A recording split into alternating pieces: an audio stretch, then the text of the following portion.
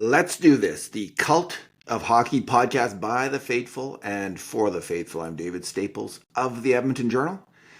And I'm here again tonight without Kurt Levens. He's away. He'll be back tomorrow night for the podcast. Kurt's just on a little holiday to go see Paul McCartney and the Wings. He picked a couple good games to miss, perhaps, although tonight's game wasn't that bad. It was a better effort than the previous game. The Oilers lose 7-4, two empty net goals, 5-4 without those goals. The Oilers battled back hard and almost tied this game, but found a way to lose, as they've been doing all too often this year. And I have to say, when they got down early in the game, 2-0 and 3-1, I was thinking, oh, geez, if this is another stinker effort, because they had stinker efforts recently against both Colorado and Buffalo. If there's another one really quick here, I was just thinking, good luck, Chris Knobloch. It's hard to imagine that the heat is on the guy, but the heat is on him. Seems like Edmonton Oilers head coaches have a shelf life of about 2 years, and he's got to get this team going. It's as simple as that. If they keep losing, he will not keep his job. Um, just a fact of life in the McDavid era. The pressure's on to win, and it should be. So we'll see what happens in the next little while. They've got two tough games coming up against Tampa and Florida. The grade A shots in the game tonight were for the Oilers 14, the Caps 14. But the subset of 5 alarm shots really favored the Capitals. It was 8-4 for the Capitals, so they had a lot. They had the best scoring chances by far, and they deserved to win tonight's game. All right, 2 good things, 2 bad things, and 2 numbers. And again, I graded the games. I did the grade A shots, and now I'm doing this. So hope to get it right. Hope to get all the facts correct. We'll see how I do. You can fact check me, just like we all fact check the Oilers and get on them for every mistake that they make. It's fair as fair. My 2 good things are 2 Edmonton Oilers. I thought the best forward in the game was Leon Draisaitl, and the best defenseman in the game was Darnell Nurse. We'll start with Nurse. He has been recently on the hot seat like I've never seen him before. It always seemed, as poorly as Nurse has played in the playoffs, for instance, and he's been really weak 4 playoff years running, that he's gotten a lot of criticism online, but he's been seems like kind of off limits in terms of the mainstream media. There's not a lot of negative commentary compared to, like, let's say, Evan Bouchard, who gets regularly blasted by the mainstream voices. But I think that the 4 poor playoff performances in a row are weighing heavily on everybody with Nurse, and it's a short leash for him. And he picked up his poor play in the playoffs with really poor play to start this year. And after the last game against Buffalo, where he was, a culprit on 2 or 3 goals against, he just got lambasted. Mark Spector attacked him. Bob Stauffer criticized him. Ryan Rishaug and Rob Brown criticized him. There was a lot of criticism, all of it warranted. He's just got to play better, and tonight he did. He had his best game, I'm going to say, in a month. Scored 2 goals, and it was funny how he scored them, because one of the main critiques of Nurse is that he takes too many muffin shots from the outside, and I think it's a fair critique. There's a lot of offensive zone time for the Edmonton Oilers, where I'm kind of dreading it will go back to Nurse at the point, because he's just going to unleash a nothing shot on net, right at the goalie, and it's going to end it. But tonight he actually drilled 2 really forceful shots and scored both times, so he kind of stuck it to his critics in that regard. Good for him.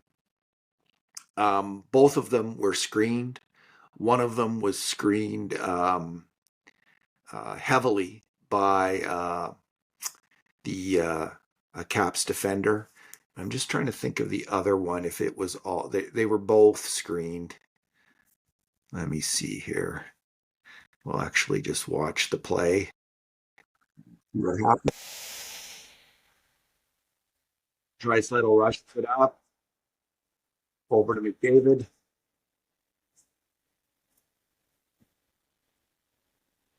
Yeah, it was Podkolzin in front of the net on that one. A really nice goalie screen by Podkolzin. So um, if you get a hard shot on net and there's traffic, good things can happen. And that's what he, as an attacker, needs to wait for and be patient about, and has not always done. So he he was he had one mistake which I'll get to, which was consequential, but he was assertive in the game. He played hard and played smartly, and he played well, generally speaking. And he won a board battle in the uh, second period. I think the Oilers were down 3-2 at that point. It was kind of a turning point of the game where he wins the board battle, and it's advanced, and there's some nice passes, and Matt Savoy is sent in on a breakaway. Roslovic makes an exceptionally nice backhanded lofted pass to send in Matthew Savoy. And if Savoy scores, I think the Oilers win that game. But not to be big save by Logan Thompson, who I think obviously should be Team Canada's goalie. I'm not going with the Binnington theory. Thompson looked good in the nets tonight. To me, looked solid, and that was a huge save on Matt Savoy. It was the biggest save of the game. So Nurse is the first good thing. The second one is Leon Draisaitl, who scored a goal and had an assist. He made that great rush in on the Nurse goal, puts it over to McDavid, who spins, puts it to Nurse, who puts it on net, and Podkolzin's giving the screen. Draisaitl, I think he had 3 executioner shots, 3 one-timer shots on net tonight, and he scored on one of them. He helped set up 7 grade A shots, or excuse me, 8, 7 at even strength, 1 on the power play, and he was a force all night. He really played well, as he often does. I thought he was the best Oiler. Not one mistake on a grade A shot against. So really good game from Leon there. I'm just going to add in one little fact here, my game grades on Podkolzin as we go along. Nurse's screen the net on Nurse's goal, first goal. These are already published, so I like to get them complete as people read them.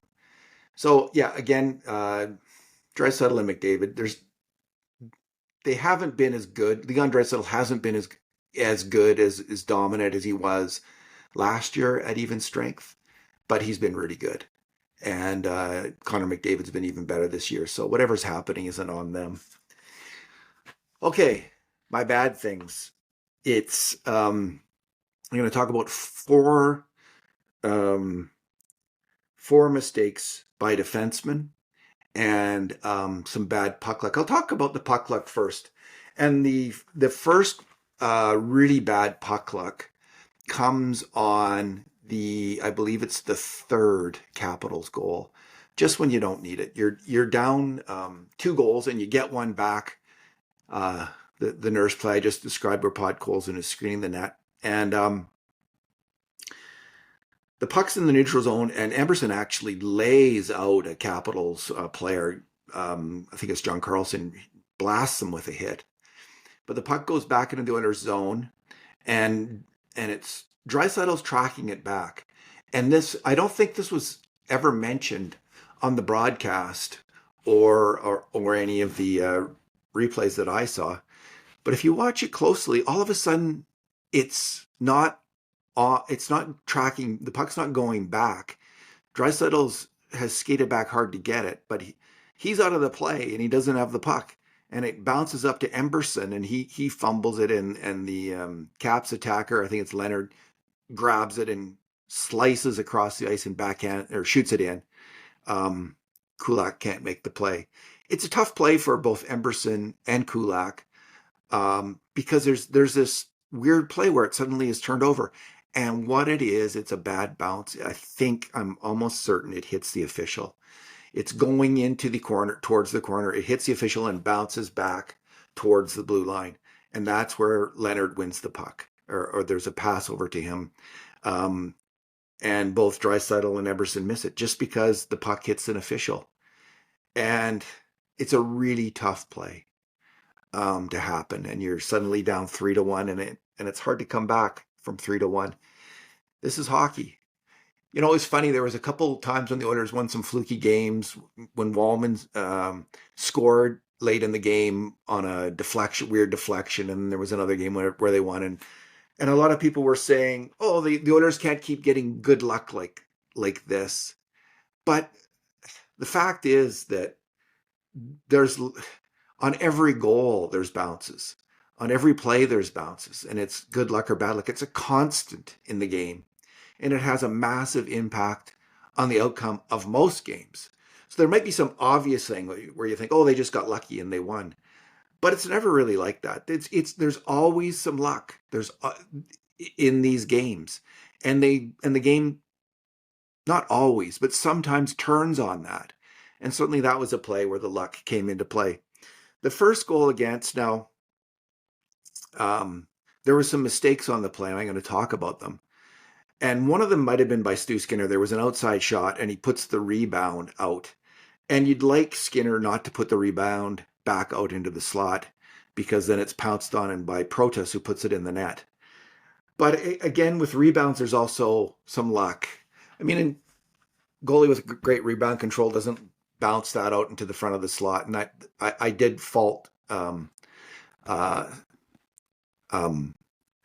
Skinner with a bad rebound on that. But also, it's bad luck that's the bad guys there to get it. Protas is there to score. Although, maybe that's just a bad play by Kulak, which brings me to my second bad thing. And this is the bad play of the defenseman. On that play, Kulak lost a board battle, and then he was late going to the net, and he was just beat to the net by Protas. And it's the kind of defensive mistake that the Oilers have made repeatedly this year. Their defensemen, their veteran defensemen, have all really been struggling and made too many mistakes just like that. And that was the first really tough one in this game. It wasn't the only one, but it was the first really egregious one.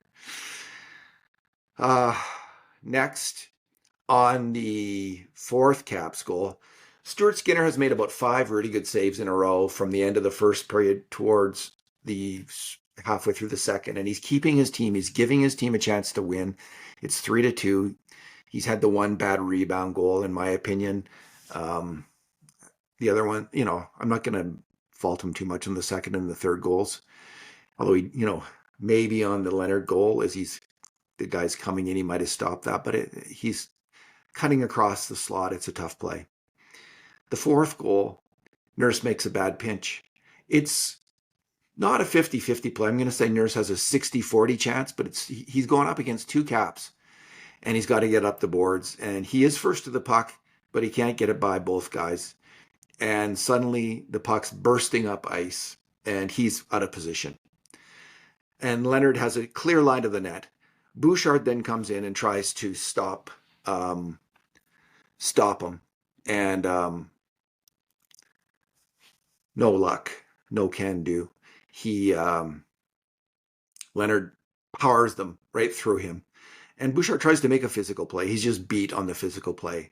So I'm not as concerned about that as I am with a mental error with Nurse. Bad reads, bad decisions, going for 60-40 or 50-50 puck pinches. You don't want to do it. You want the odds to be heavily in your favor. You're only down 3-2. You have to be aggressive, but you don't have to force it. And that looked like it was forcing it. It was even worse. The Oilers come back and they get another goal, a beautiful goal by Tomasek, who has dumped it in. It goes right around the boards to Matthias Janmark, who puts it into the corner to Andre Mangiapane, who makes a no-look backhand pass from behind the net to Tomasek, who puts it in. It's a really great goal. Nice to see Tomasek score like that. score a great goal in the NHL. I don't know what his NHL future is going to be, although things are opening up a little bit with the injuries to the Oilers. But that was a great goal. Anyway, they're back. They're back in the game. It's 4-3. And shortly after that, um, Wallman makes a Jake Wallman, who's had a pretty rough start to this year, makes a really bad decision. It's not even it's not a 50-50 play.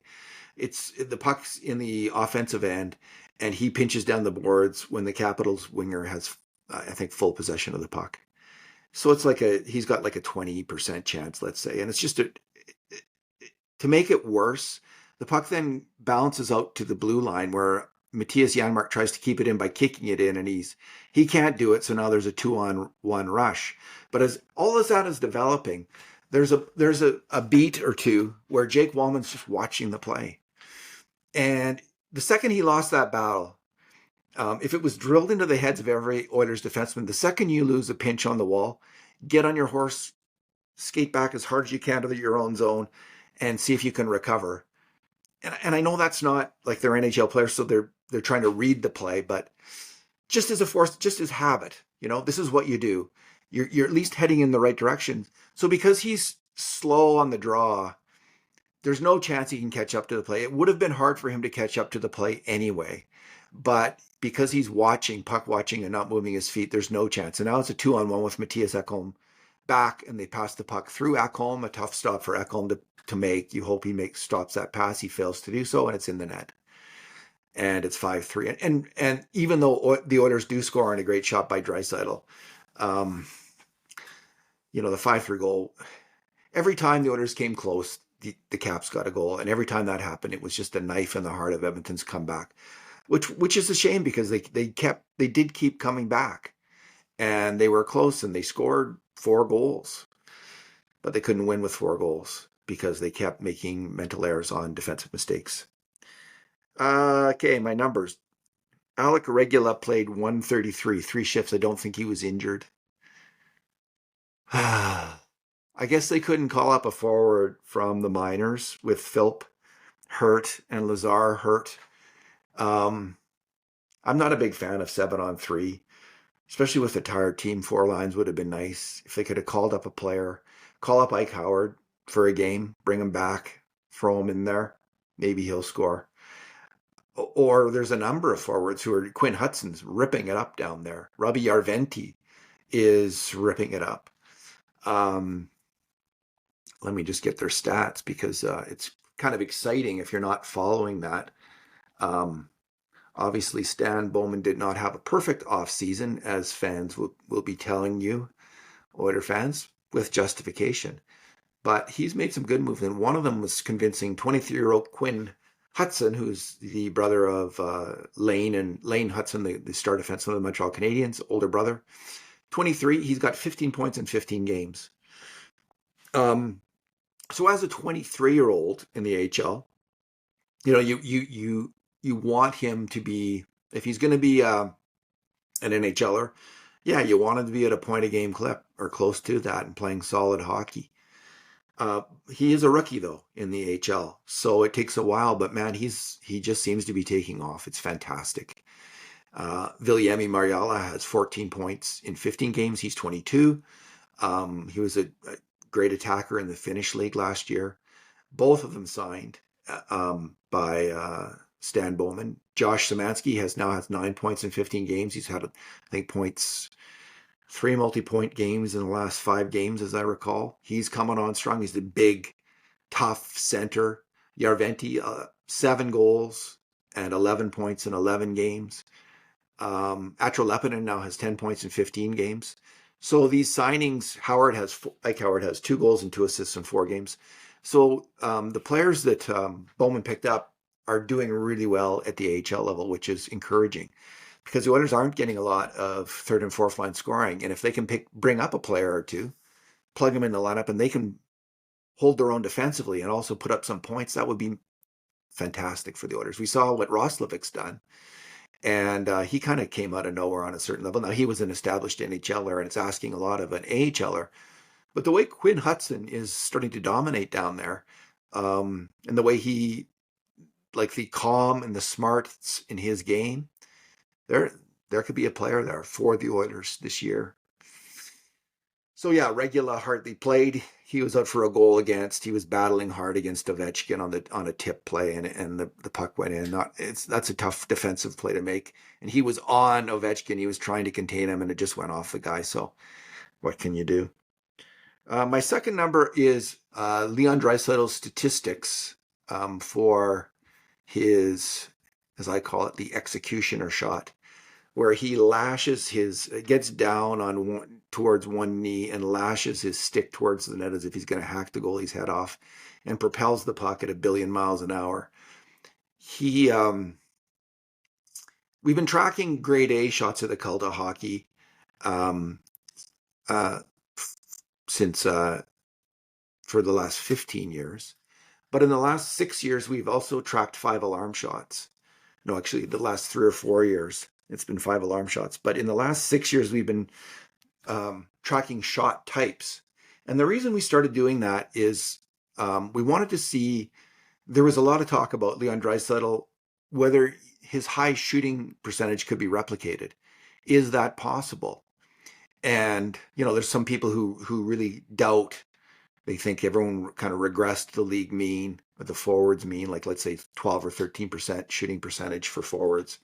And the Draisaitl couldn't keep shooting 19, 20% of his goals into the net. And I thought, well, maybe he can. We saw Jari Kurri in the 1980s with high shooting percentages.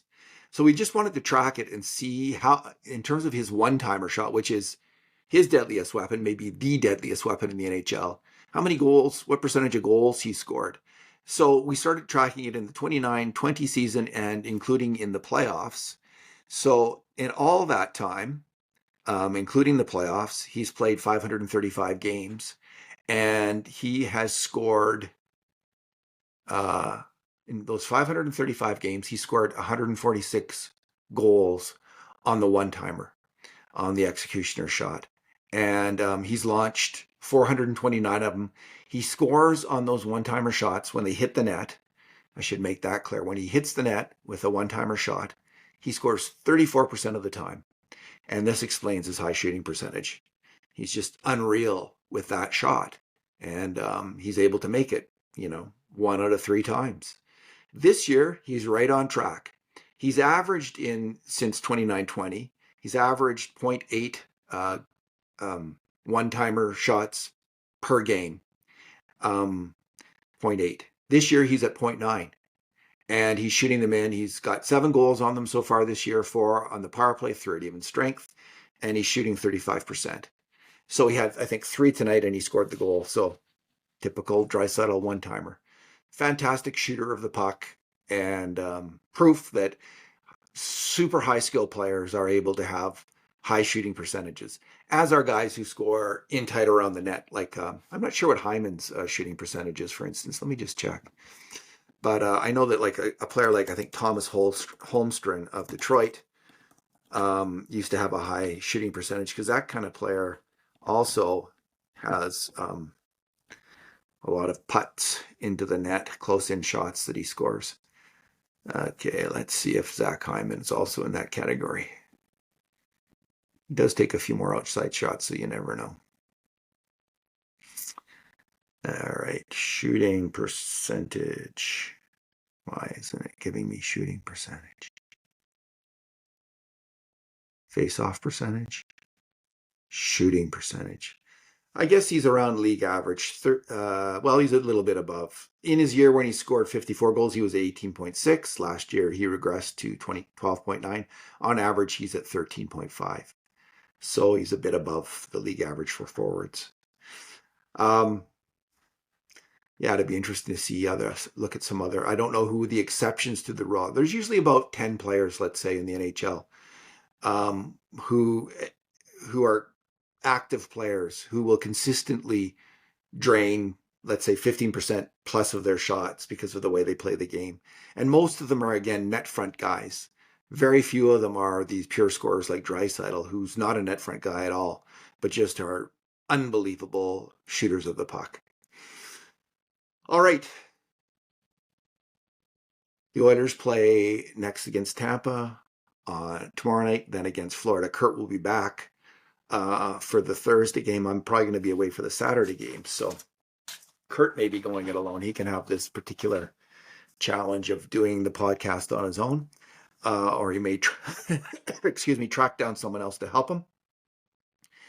I don't really have anything else to say. It's a tough time for the Oilers, obviously, and a frustrating time to be a fan. In the NHL, there's only two things: winning and misery. And the Oilers are experiencing misery right now, as are their fans. As Alex Ferguson said, the great coach of Manchester United, misery is the price you pay for being a fan. So we care and we hope, and it hurts a bit when our favorite team doesn't do well. Rest assured, it hurts them a lot more than it hurts us, though. So in terms of commentary and assessment, always try to keep that in mind, that as much as you're mad at the player who might be making mistakes, he's probably in a lot more misery and a lot more angry at himself than we are. And it's a tough time for the Oilers. We'll see. They've come out of tough situations in the past in recent years. Maybe this is a bridge too far. We don't know yet. That's part of the fun of following it along, the drama. Maybe this is the low point in the plot. This is where the good guy is in a lot of trouble, and we'll see if he can find a way to get himself out of it. They've always done so in the past. There's been some casualties along the way in terms of coaches, and that could well be the case here. We might see that. Maybe, if not the head coach, some assistant coaches. Although Elliot Friedman checked out the Paul Coffey rumor, which I've been trying hard to spread. Not spread, but just to bolster the idea that they should bring Paul Coffey back. And Friedman reported there's nothing to it. He had heard there might be something to it, and there isn't. So we don't know why Paul Coffey left. We don't know if he wants to come back or if they want him back or what the issue is. But the defense did play a lot better under Paul Coffey. So maybe that's one of the things that could happen in the next week or two. I'll tell you what, if they lose the next two games, and that's a real possibility, something is going to happen. Because, again, in the McDavid era, the pressure's on to win and win now. And they won't accept not winning. They won't accept not being on a playoff trajectory. And if it's clear that's the case that they're not, there will be a change. And I really like Chris Knobloch as the head coach, but he's got to find a way to get this team to win. And we'll see what happens next. Again, I appreciate you guys and gals listening. All you hockey fans, thanks. And in the meantime, and in between time, this has been another edition of the Cult of Hockey podcast.